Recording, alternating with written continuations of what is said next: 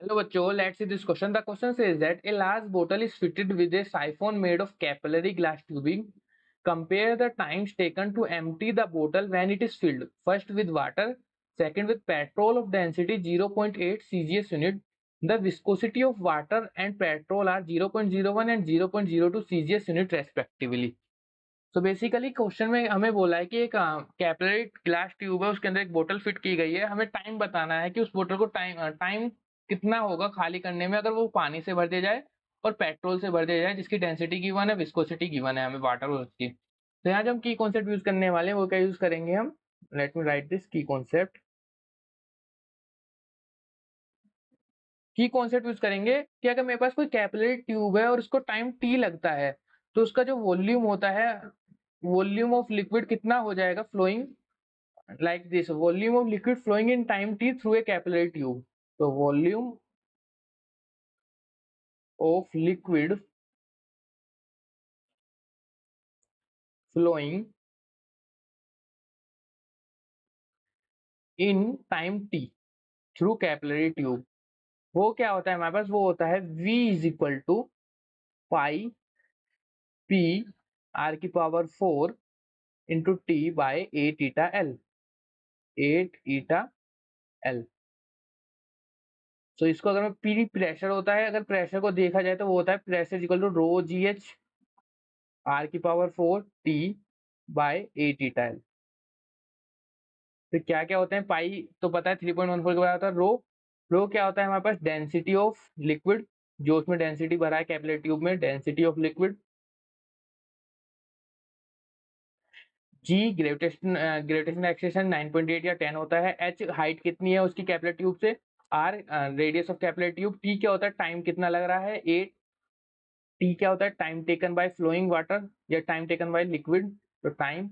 ईटा क्या होता है, ईटा होता है हमारा viscosity of liquid, viscosity of liquid, VISCOSITY, viscosity of liquid.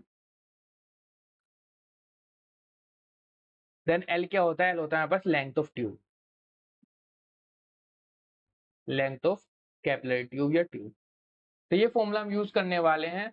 तो क्या क्या बोला है पहले देख लेते हैं। वाटर के लिए बोला और विद वाटर पेट्रोल के लिए बोला है। तो let's see for first water, for water, water में अगर वॉल्यूम V1 है, अगर वाटर का वॉल्यूम V1 था, तो उसमें कितना टाइम लगा होगा वो चेक करेंगे। तो पाई तो सेम रहेगा, रो वन उसकी डेंसिटी, जी H1 अगर उसका वाटर की हाइट H1 थी, फिर इसके बाद क्या हो जाएगा, रो जी, हाइट तो उतनी ही होने वाली है तो ये सेम रहने वाली है, तो ये हो जाएगा जी एच ही रहेगा सिंपल, रो जी। इसके बाद H, pi rho G H, radius of capillary tube R, for time change होगा T1 divided by 8 eta 1 by L. और दूसरा 4 किसके लिए, 4 हमारे पास पेट्रोल के लिए, 4 पेट्रोल, पेट्रोल के लिए क्या होगा, V2 इज इक्वल टू पाई उसकी डेंसिटी रो 2 मान लिया हमारे पास, जी एच आर की पावर 4 T2 टाइम लगेगा उसको अगर, और 8 ईटा 2 एल। तो ये फॉर्मूला अप्लाई करेंगे। हमें बताना है कि उनको कंपेयर द टाइम, यानी दोनों का रेशियो निकालना है टाइम्स का। तो अगर वाटर उसमें फिल किया है, पेट्रोल फिल किया है, तो कुछ भी फिल करें लेकिन दोनों का वॉल्यूम क्या होना चाहिए, सेम होना चाहिए। तो वही कॉन्सेप्ट यूज करेंगे, सिंपलाइज V1 इज इक्वल टू क्या होना चाहिए, V2। तो V1 की वैल्यू कितनी थी, V1 था हमारे पास pi rho one G H R 4T1 pi rho one G H R की power 4T1 divided by 8 eta 1 L. Similarly V2 कितना था, pi rho 2 G H R की power 4T2 by 8 eta 2 L, 8 eta 2 L. तो जो जो cancel हो रहा है कैंसिल कर देंगे, पाई से pi cancel, G H cancel, R की पावर 4 भी कैंसिल हो जाएगा, 8 एल कैंसिल, 8 एल कैंसिल। यहाँ से क्या क्या बच गया हमारे पास, जी भी कैंसिल हो गया था, rho one T one by eta 1 is equal to rho two T2 by eta 2। हमें क्या निकालना है, दोनों का रेशियो निकालना है, यानी T1 बाय T2 निकालना है। तो इज इक्वल टू ये क्या हो जाएगा, eta 1 by eta 2 multiply with rho 2 by rho 1। So अब यहाँ पे इनमें वैल्यूज पुट करेंगे, तो वैल्यूज में क्या क्या गिवन है, okay let me add this space, ठीक है। तो हमारे पास गिवन है ईटा 1 गिवन है, ईटा 2 गिवन है, रो 1 और रो 2। तो ईटा 1 वाटर है, वाटर की डेंसिटी कितनी होती है सीजीएस में, वो होती है हमारे पास 1 ग्राम पर सेंटीमीटर क्यूब। ईटा 1 हमें वाटर के लिए गिवन है, वो है वाटर के लिए 0.01 और पेट्रोल के लिए 0.02। वाटर के लिए 0.01 और इसके लिए 0.02 पेट्रोल के लिए। और हमें क्या गिवन है, डेंसिटी गिवन है इसकी 0.8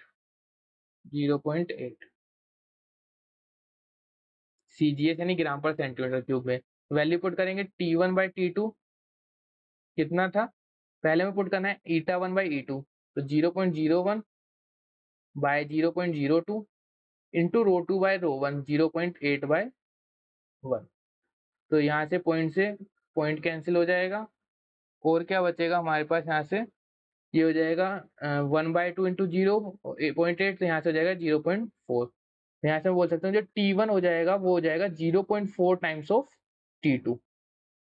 T1 कितना था, टाइम टेकन बाय वाटर, और T2 कितना था, टाइम टेकन बाय पेट्रोल। तो T1 जो होगा वो हमेशा क्या होगा, लेस देन होगा किससे, T2 से, यानी कि पानी जल्दी फ्लो हो जाएगा और पेट्रोल को ज्यादा टाइम लगेगा। तो final answer is this, T1 less than equal to T2। Hope you understood well, best of luck.